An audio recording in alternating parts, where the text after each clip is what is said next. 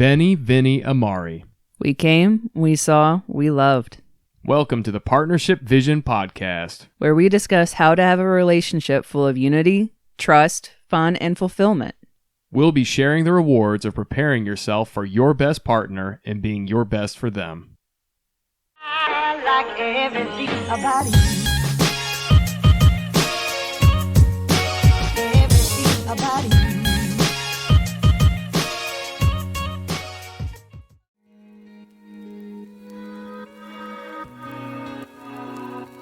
Back to the subject that it's our feelings. We have a bad attitude because we feel like having a bad attitude, 100% of the time. A bad attitude is never really something that's about, this is the most effective way to handle the situation. We might trick ourselves into think, if I just get mad enough, I can get through this and I can do this. There might be a few select situations like that, but if we're really honest with ourselves, the trade-off of using a negative approach, if we're really thinking and doing the research and putting forethought into it, we'll know that the negative approach, which is what a bad attitude is not going to make anything any easier. It's not going to make it any more productive. It's not going to make it any safer. Again, all the things I just listed before is not going to do any of the good. It's going to do all of the bad. So we have to deal with the fact that we're feeling that way, and to overcome the feeling of wanting that bad attitude, what is very helpful is to remind yourself, saying something like this: will spending this time upset make me feel any better after it's all over with? Will I be glad I spent all day worrying, or that I was ticked off the whole time I was doing that one thing? What will I have to show for letting myself get agitated and stay in a bad mood? And also give others around you permission to remind you of this too.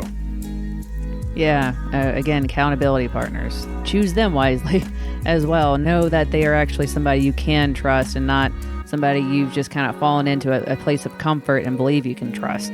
There's a difference. And all what he just kind of went through is kind of, again, pop culture references. I love them. I love making them. And the more you listen to me, the more you're going to know this.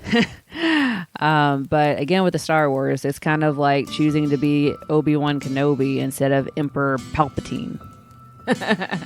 Care to explain that analogy? I'm getting to it. Obi is all about making the right decisions, not going on based off of your feelings, and being witty about it. He's very snarky, and I love it. And he's positive. He doesn't let the stress of battle overwhelm him. He's always the level-headed one. And he will think and process through a situation and is going to overcome it one way or another. Sure, he's a person too, even in, this alternate universe. He makes mistakes and there's some skirmishes he doesn't win, but his mindset is always that of winning, and he's going to overcome whatever is trying to trample him at the time. That's where we want to be. But Emperor Palpatine is like, channel your hatred. He's all about feelings. He's all about go with your anger. Your dark passions and evil desires. Exactly. And just, channel them and live in them, and that be your source of power. And that only takes you down further into the dark side. Just ask Anakin. That's the prime example. He goes from Anakin Skywalker wanting to make a difference in the world, and right there with Obi-Wan Kenobi being basically his brother in the foxhole. And then he becomes Darth Vader because he became an Emperor Palpatine instead of an Obi-Wan. And he chose his dark feelings over choosing your mindset wisely, keeping a level head, going with what you know, and then doing your own research to make sure everything's right. He chose the wrong mentor. And he chose to run out of fear. He acted on fear when he actually chose the dark side. He was afraid that he's going to lose Padme if he didn't do what the Emperor said. And he actually lost her because of what the Emperor told him to do. He was misled and still lost her, and that's what completely made him choose the dark side. So choosing fear and stress and bad feelings, a bad attitude, sends you down that dark path. And which goes right into another point. Another key is that we can't be victims of our own emotions, believing that circumstances force us to feel the way we do. Anakin. If we believe that we can't change how we feel or think about things, then we're going to prove ourselves right. We will become a self-fulfilling prophecy of whatever we believe and say often about ourselves. And for that matter, allow others to say about us as well and take in what they're saying. And the fact of the matter is, we can make changes. We are capable of change. And through a lot of things that affect us through life that are good and are bad, the problem is a lot of the bad influences how we feel about change. And like I was saying earlier, improving your quality of life is a good change. And there's always room for improvement no matter what it is. And it shouldn't be stressed over. It should be delighted in and something to be excited about. Growth is change. And when you reach a plateau in your growth or even like a plateau in your fitness level, you've got to challenge yourself more. It's going to take more struggle through that thing to progress to your next level and keep moving forward. You can't just succumb to, oh, I can't take anymore. This is so hard. I'm sweating like a dog and my heart is coming out of my chest. I can't do this anymore. Okay, well, get you a sip of water and keep going. And to coin a term that is often used as very similar, is in this vein, everything is either growing or it's dying. There is no in between, and which direction we're going is defined by what we're choosing to do with our life, how we're choosing to see things and what kind of effort we're put into living, and pop culture reference, Shawshank Redemption, get busy living or get busy dying. Like, you got to make your decision about what you're doing with your life. So that's, a major thing, and which ties into this other point. The placebo effect is very powerful. If you don't know what that is, look it up. The placebo effect. If in our mind we think a task is going to be really hard and we consciously or unconsciously begin to dread it, the longer we exist in that line of thinking, the harder it will likely prove for us to actually be. If we don't just end up completely skipping it. And that's like I was saying earlier, procrastination is a danger. Especially the things that really you need to do in order to thrive instead of just survive or even less than that. You've got to keep your eyes on the prize. You have to have goals. You have to remind yourself of your whys. And I know for me, I'm very visual. And writing things down on paper does a lot for me. You can put it on your phone if that works for you. And I do that too, but I actually prefer to actually write it because it's more of an action. It's a personal action. I can type. I'm technically typing the word if I do it on my phone, but there's more life to putting it on paper. And it makes it that much more real because it's tangible. It's not just on a screen. You can actually grab it. You can touch it. You can move it. It doesn't go away if the internet goes out or if the battery dies. Exactly. It's going to be right there. And if you want to put it on just a Post-it note and put it somewhere, that works. Or if you want to put it on a piece of notebook paper and thumbtack it to your corkboard, do that. And just keep your vision in your vision.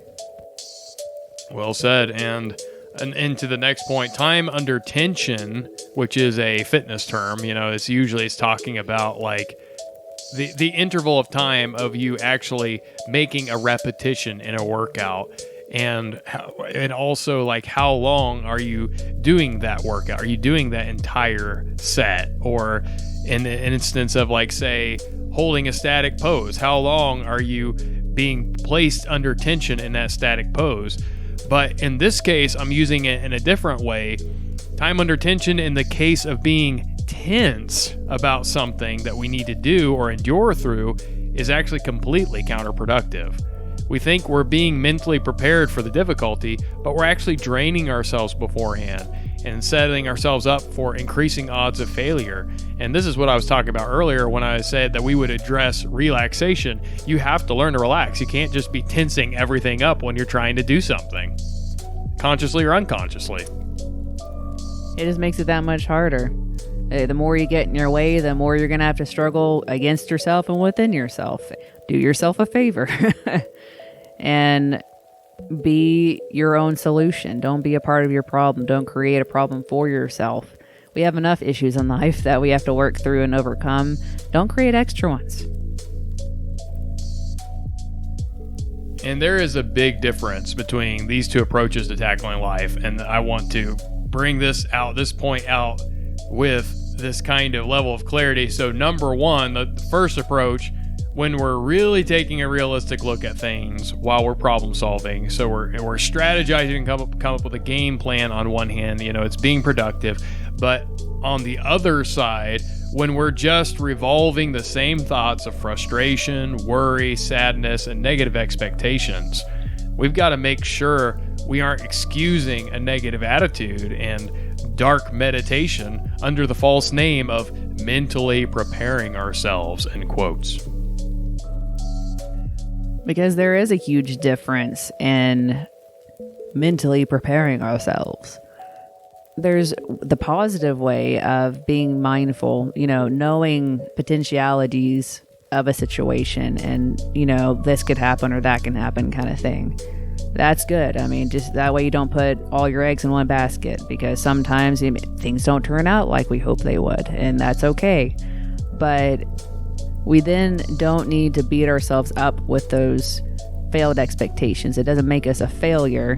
It just means we need to keep experimenting. And that's another thing I've been learning is it's okay to try and it not work out, because then you know what to do next time. You know how to do it in a more qualitative way and improve it. So that's a good thing. It's okay.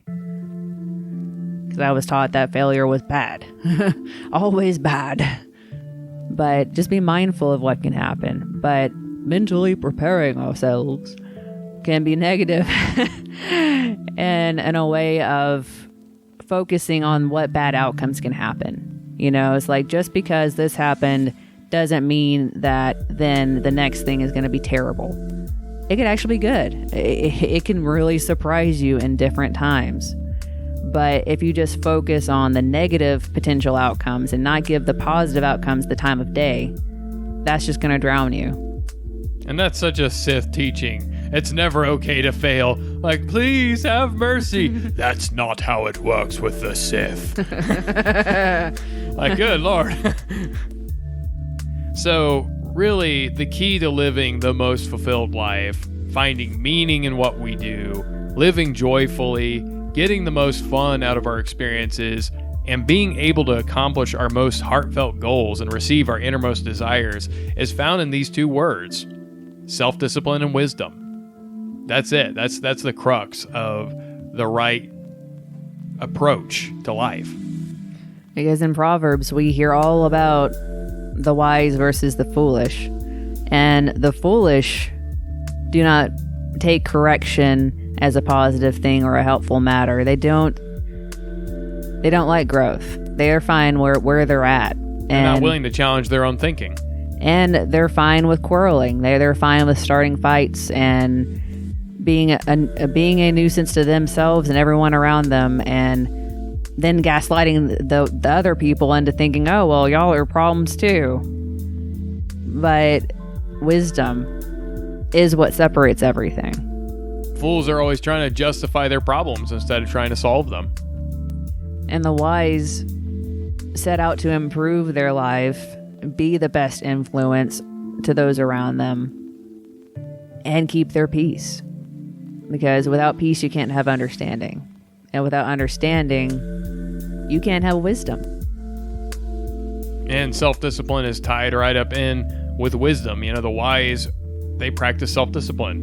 They are not just looking for reasons to just go with what they're already feeling and just justify, again, their own mistakes and their own wrongdoing and the things that are just bringing them more and more down this path of just blindly following after their passions and whatever is really catching them at the time. The wise know that they need to discipline themselves. It says that greater is he that can conquer his own soul than he that can take a city.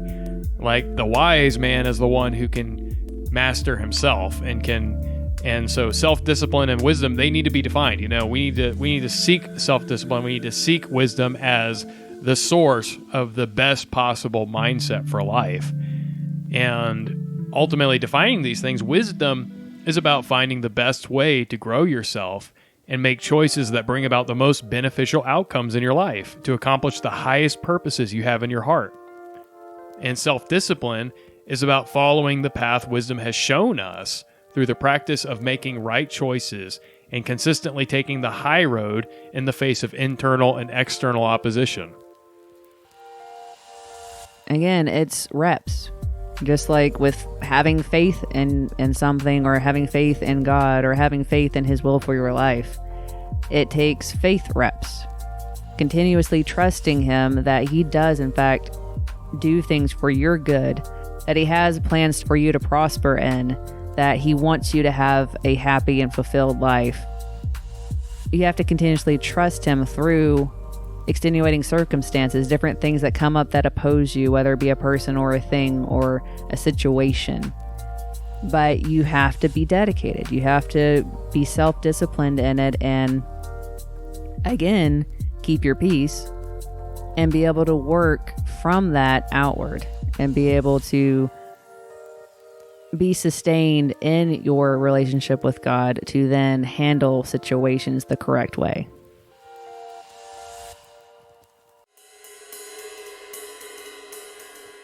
Thank you for joining us where the heart is heard. Partnership Vision Ministries. Stay driven by love, so you can wreck all the fear. You can check us out on Instagram at Partnership Vision Ministries, or on Facebook on Partnership Vision Ministries page, and even Twitter at PVisionM. Y'all come back now, you hear?